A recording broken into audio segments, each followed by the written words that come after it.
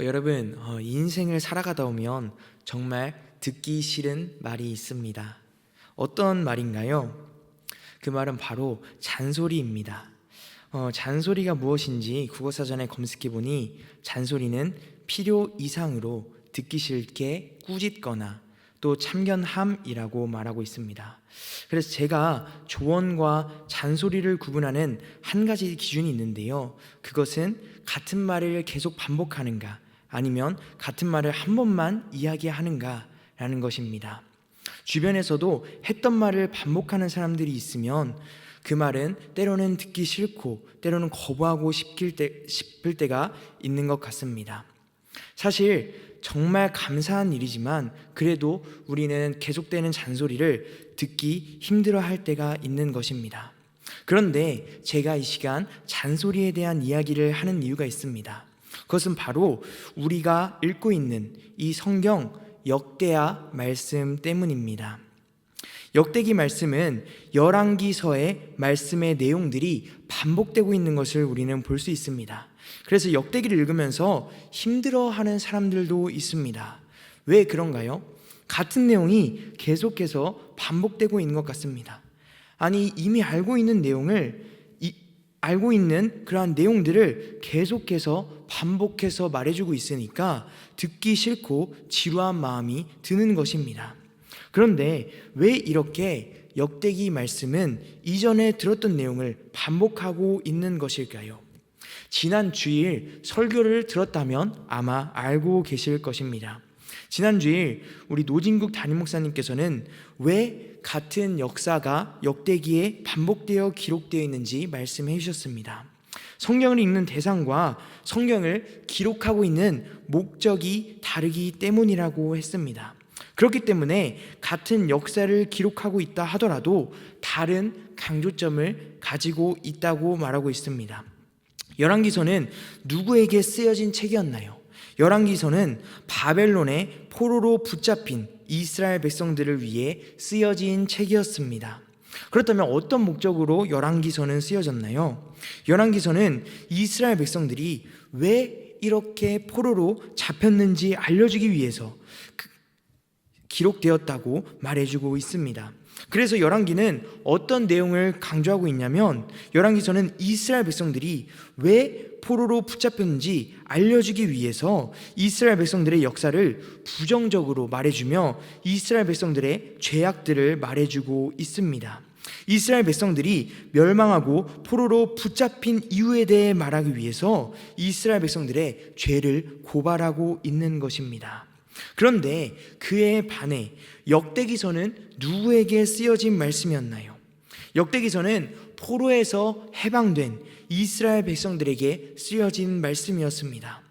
그래서 포로에서 해방된 이스라엘 백성들이 앞으로 어떻게 살아가야 하는지에 대한 내용들이 역대기에 담겨 있는 것을 우리는 알 수 있습니다. 그래서 역대기에는 어떤 부분들이 강조되어 있나요?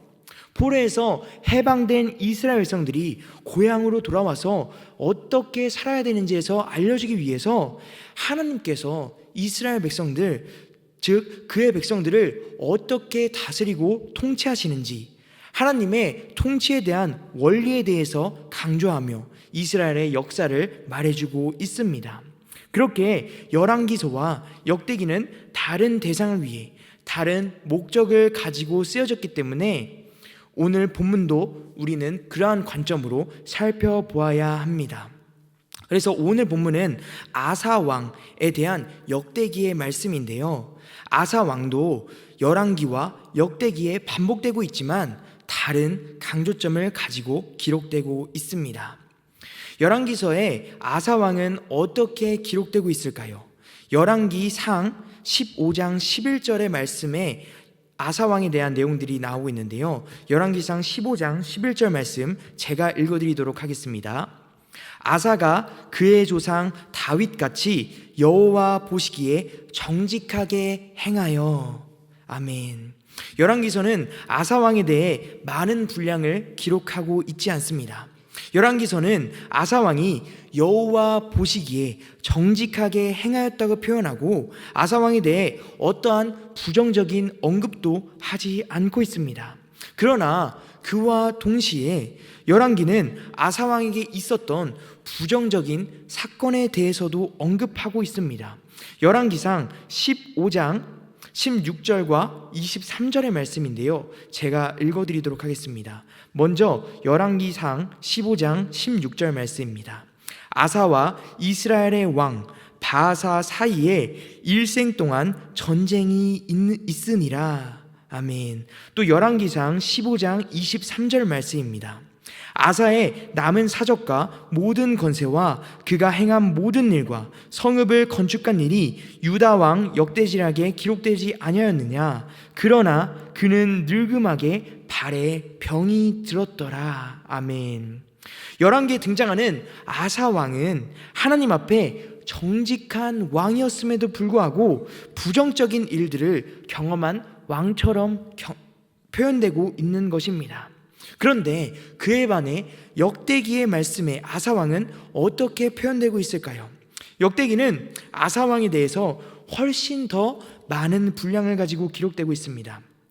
역대기는 아사 왕에 대한 역사를 더 많은 분량을 가지고 기록하면서 아사 왕이 하나님 앞에 정직하게 행하여서 어떤 결과를 맞이했는지, 그리고 왜 아사가 일생 동안 부정적인 일들을 경험했는지, 특별히 아사가 일생 동안 전쟁을 경험하고 또 인생의 말년에 발에 병이 들어 죽음을 왜 당하게 되었는지 역대기는 하나님의 통치 원리가 무엇인지 설명해주며 이스라엘 백성들에게 이 통치 원리에 따라 살아가라고 권면하고 있는 것입니다. 그렇다면 오늘 본문의 아사왕의 이야기를 살펴보며 역대기가 아사왕의 역사를 통해서 우리에게 말해주고 싶은 하나님의 통치 원리는 무엇인지 이 시간 함께 살펴보았으면 좋겠습니다. 역대기 말씀은 아사왕을 등장시키면서 아사왕이 10년 동안이나 남유다에 평안을 주었던 왕이었다고 말하고 있습니다. 역대하 14장 1절의 말씀입니다. 역대하 14장 1절 말씀 제가 읽어드리도록 하겠습니다. 아비야가 그의 조상들과 함께 누움에 다윗성에 장사되고 그의 아들 아사가 대신하여 왕이 되니 그의 시대에 그의 땅이 10년 동안이나 평안하니라. 아멘. 역대기 기자는 이후에도 아사왕으로 인하여서 남유다가 평안했다는 것을 3번이나 반복하며 아사왕이 평안을 주었던 왕이었음을 언급하고 있습니다. 이는 우리가 눈여겨보아야 할 내용입니다. 본문에 나오는 평안하다라는 동사는 특별히 역대기에 7번밖에 나오지 않는 단어입니다. 그런데 이 평안하다라는 단어를 아사왕의 이야기에서 다룰 때는 무려 3번이나 등장시키고 있기 때문입니다. 역대기는 아사왕이 유다에게 평안을 허락해준 그러한 전형적인 왕으로 묘사하며 설명하고 있는 것입니다. 그렇다면 역대기는 어떻게 이 아사왕이 하나님께 주시는 평안을 경험했다고 말하고 있을까요? 2가지 이유를 본문은 설명해주고 있습니다. 첫 번째로 아사왕은 하나님 앞에서 정의를 행한 왕이었기 때문에 평안을 경험할 수 있었습니다. 역대기 기자는 열왕기하 14장 2절로 5절을 통해서 이렇게 요약하고 있습니다. 역대하 14장 2절로 5절 말씀입니다. 아사가 그의 하나님 여호와 보시기에 선과 정의를 행하여 이방 제단과 산당을 없애고 주상을 깨트리며 아세라상을 찢고 유다 사람에게 명하여 그 조상들의 하나님 여호와를 찾게 하며 그의 율법과 명령을 행하게 하고 또 유다 모든 성읍에서 산당과 태안상을 없애매 나라가 그 앞에서 평안함을 누리니라. 아멘. 본문은 아사왕을 평안과 정의를 행한 선과 정의를 행한 왕으로 표현하고 있습니다. 본문은 아사왕을 다윗과 솔로몬 이후로 처음으로 여호와 보시기에 선을 행한 왕으로 표현하고 있는 것입니다. 역대기는 히스기야를 제외한 나머지 왕들에게는 선한 일도 행했다고 말하며 왕들을 표현하고 있지만 특별히 아사 왕은 선과 정의를 행한 왕이라고 특별하게 이에 옳은 모습을 강력하게 표현하고 있는 것입니다. 이렇게 아사 왕은 선과 정의를 행한 왕이기 때문에 무려 10년 동안이나 평안을 경험할 수 있었다고 본문은 설명하고 있는 것입니다. 그렇다면 본문이 말하고 있는 정의는 어떤 단어일까요? 본문이 말하는 정의는 1차적으로는 곧다라는 것을 가리키는 단어입니다. 그러나 이 단어는 인간에게 쓰여지면 옳음이라는 단어로 해석됩니다. 그래서 성경은 이 옳음이라는 단어를 설명할 때 무언과 기준에 합한 특성을 가지고 있다고 설명하고 있습니다. 그렇다면 아사가 행했던 이 정의, 옳음은 어떤 기준에 합한 행동이었을까요? 말씀을 살펴보면 아사가 행한 정의는 크게 세 가지로 정리할 수 있습니다. 첫 번째로 아사는 이방 제단과 산당을 없애고 주상을 깨트리며 아세라상을 찍는 일을 행하였습니다. 두 번째로 아사는 유다 사람에게 명령하여서 그들이 조상들의 하나님 여호와를 찾게 하고 또 여호와 하나님의 율법과 명령을 행하게 하였습니다. 세 번째로 아사 왕은 유다의 모든 성읍에서 산당과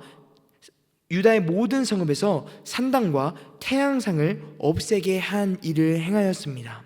본문에서 아사가 행했던 정의, 옳음은 그렇다면 어떤 기준에 부합한 행동이었던 것인가요? 아사가 행했던 정의로운 일은 하나님의 말씀에 합한 행동이었던 것입니다. 아사가 행했던 정의로운 일, 옳은 일은 단순히 도덕적 기준에 부합한 행동이 아니었습니다. 단순히 윤리적 기준에 부합한 일이 아니었습니다. 그가 행했던 옳음은 하나님의 말씀에 따라 하나님이 아닌 다른 우상을 부수는 일, 하나님의 말씀에 따라 자신의 백성이 하나님의 얼굴을 찾으며 하나님의 말씀에 순종할 수 있도록 했던 일, 하나님의 말씀에 따라 예배의 처소를 정결하게 하고 하나님 앞에 온전한 예배를 드릴 수 있도록 행했던 일, 그는 하나님의 말씀에 따라 옳은 일을 행하였던 것이었답니다. 그렇게 그가 하나님의 말씀 앞에서 정의로운 일, 옳은 일을 행하였기에 그는 하나님께서 주시는 평안함을 경험할 수 있었던 것입니다. 하나님께서는 이를 통해서 이스라엘 백성들에게 말씀하고 계시는 하나님의 통치 원리는 무엇인가요? 하나님의 말씀 앞에 옳은 일, 하나님의 말씀 앞에 정의로운 일을 행할 때 하나님께 주시는 평안함을 얻을 수 있다라고 역대기는 말해주고 있는 것입니다. 성도님들, 살아가며 사람의 기준에 옳은 일을 행하는 것도 쉽지 않지만 하나님의 기준으로 옳은 일을 행하는 것은 더 쉽지 않은 것 같습니다. 사람의 기준으로 옳은 일을 행하는 것, 그것을 행하는 일은 우리에게 그나마 쉬운 일인 것은 무슨 이유 때문입니까? 그래도 보는 사람도 있고 우리를 평가하는 사람도 있기 때문에 그렇게 사람의 기준으로 옳은 일을 행하는 것, 도덕적으로 윤리적으로 옳은 일을 행하는 것은 그리 어렵지 않습니다. 그런데 하나님의 말씀을 기준으로 옳은 일을 행하는 것은 굉장히 어려운 것 같습니다. 왜 그런가요? 오직 하나님의 말씀만을 기준으로 하나님의 눈과 하나님의 시선을 두려워하며 행해야 하는 것이기 때문에 하나님의 말씀을 기준으로 옳은 일을 행하는 것은 쉬운 일이 아닙니다. 저도 삶을 살아가며 그러한 것을 많이 느낍니다. 저는 하나님의 말씀을 전하는 그러한 대언자로서 또 삶을 살아가면서 영적인 관리를 잘 해야겠다 날마다 마음에 되새기며 살아갑니다. 그런데 실제로 그렇게 저의 영적인 것들을 잘 관리하면서 살아가는 것은 쉽지 않은 것 같습니다. 영적인 것을 관리하면서 날마다 하나님의 말씀을 묵상하고 그 말씀에 날마다 순종하며 살아가는 것 정말로 쉽지 않은 것 같습니다. 그리고 내 옆에 있는 가장 가까운 사람을 하나님께서 주시는 사랑으로 사랑하고 또 내 삶의 그 혼자 있는 자리에서 하나님의 말씀에 순종하며 하나님의 뜻대로 살아가는 것, 그렇게 살아가는 것은 결코 쉬운 일이 아닌 것 같습니다. 이처럼 우리의 영혼을 날마다 되돌아보면서 우리의 영혼을 관리하며 나아가는 것, 그것은 정말로 쉬운 일이 아닙니다. 그러나 사랑하는 성도님들, 오늘 본문은 우리에게 우리의 영혼을 다시 한번 되돌아보며 하나님의 말씀 앞에 옳은 일, 하나님의 말씀에 정의로운 일을 행하라고 우리에게 말씀해 주시고 계십니다. 바라기는 이 자리에 있는 모든 성도님들, 우리의 영혼을 되돌아보며 하나님의 말씀 앞에서 옳은 일, 정의로운 일을 행하는 것 결코 쉬운 일은 아니지만 날마다 우리의 모습을 되돌아오며 하나님 앞에서 온전한 모습으로 살아가서 하나님께 주시는 은혜와 축복, 하나님께 주시는 평안을 누리며 살아가는 모든 성도님들 되시기를 예수님의 이름으로 축복합니다. 두 번째로 아사왕은 하나님께서 주시는 평안함을 경험했던 이유는 무엇일까요? 본문은 아사왕이 하나님만을 의지하였기 때문이었다고 말하고 있습니다. 역대기는 아사왕이 구스의 100만 대군을 만나게 되었다고 말해주고 있습니다. 그런데 구스의 병력은 방패와 창을 든 자만 100만 명이었고 또 병거를 탄 자는 300만에 이르렀다고 말하고 있습니다.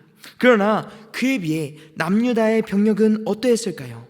성경은 남유다의 병력은 방패와 창을 잡는 자만 30만 명이요 방패를 잡으며 활을 당기는 자가 28만 명이었다고 말하고 있습니다. 그런데 그런 상황 가운데 아사는 하나님만 의지하였다고 성경은 기록하고 있습니다.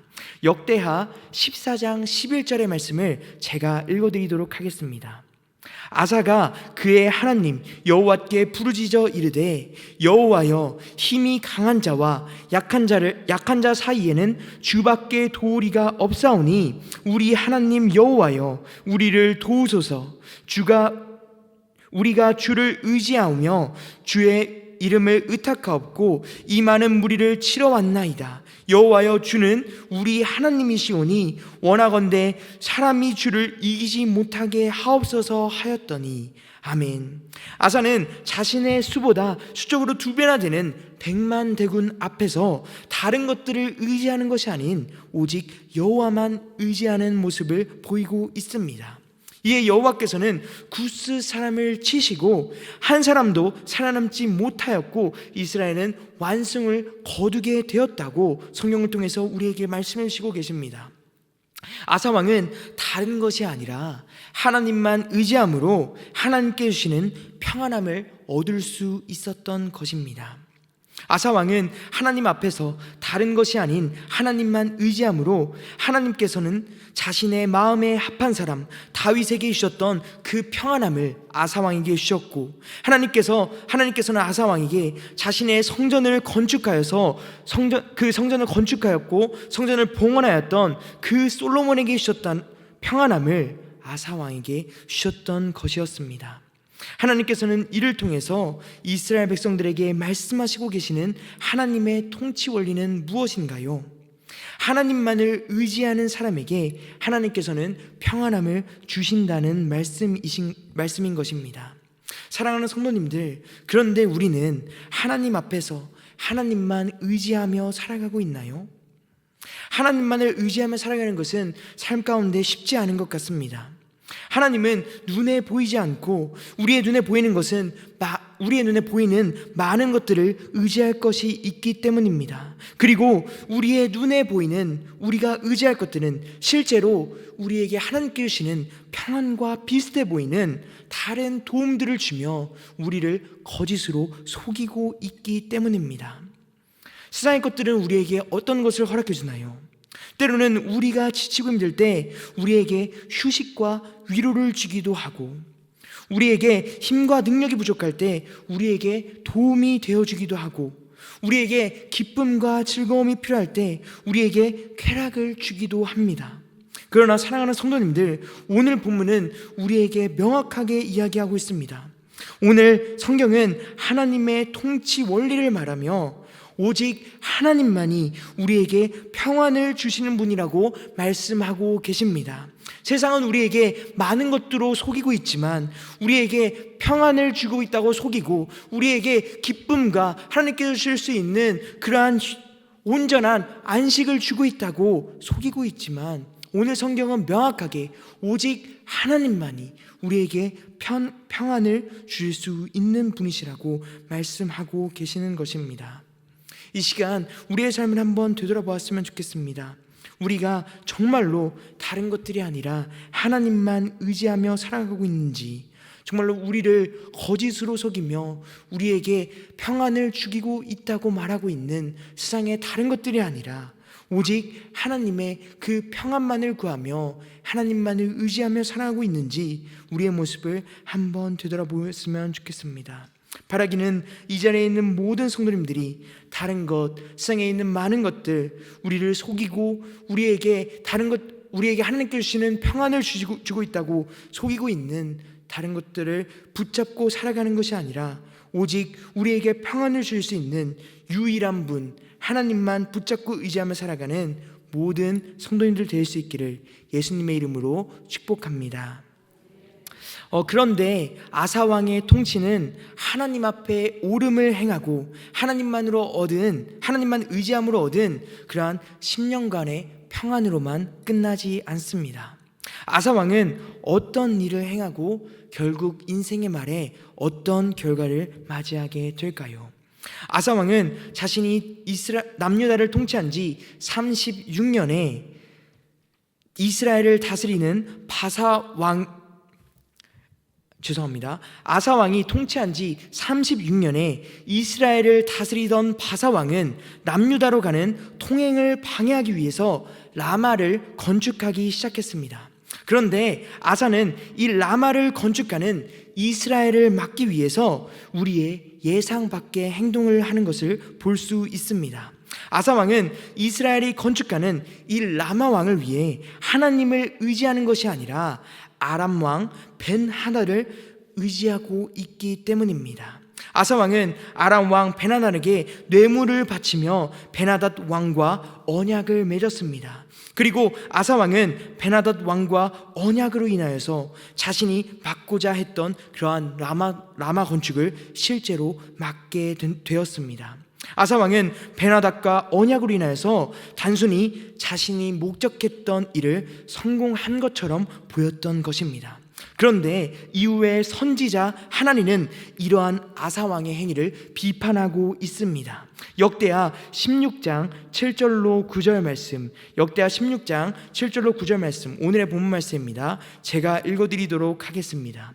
그때 선견자 하나니가 유다 왕 아사에게 나와서 그에게 이르되 왕이 아람 왕을 의지하고 왕의 하나님 여호와를 의지하지 아니하였으므로 아람 왕의 군대가 왕의 손에서 벗어났나이다.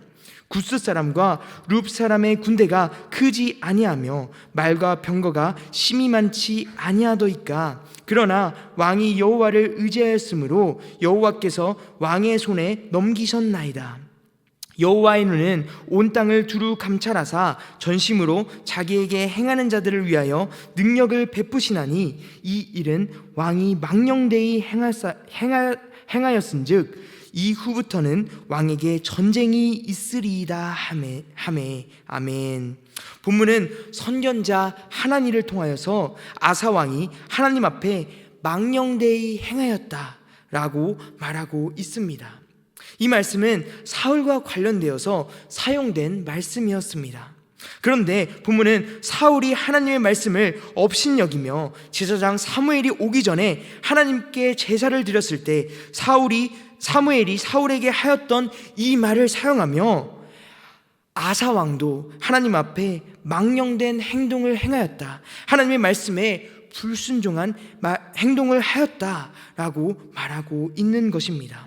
또한 선견자 하나니는 그가 하나님을 의지한 것이 아닌 아람왕 벤하닷을 의지했다고 3번씩이나 반복하여 말하며 그가 하나님을 의지했던 이전의 모습에서 돌이켜서 하나님 앞에 죄를 범하였다, 하나님을 의지하지 않았다라고 말하고 있습니다.